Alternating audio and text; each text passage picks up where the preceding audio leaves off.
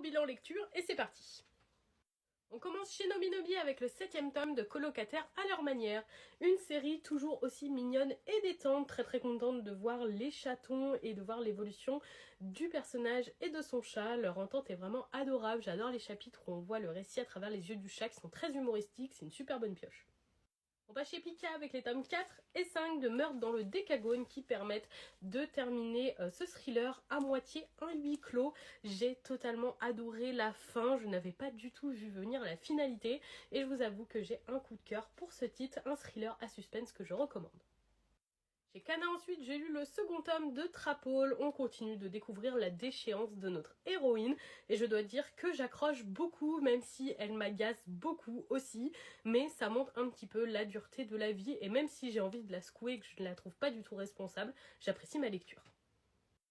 Chez Soleil Manga ensuite, j'ai lu le second tome de Today's Burger. Je ne pense pas que je continuerai ce titre, tout simplement parce qu'il fait 18 tomes et que je ne vois pas me lire 18 tomes de ce récit qui est finalement assez plat, où on découvre juste différentes recettes de burgers et ce sera pas assez pour me donner envie de lire autant.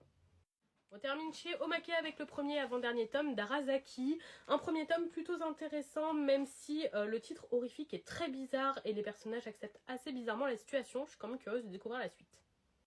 Avez-vous lu ces titres ou est-ce qu'ils vous tentent ?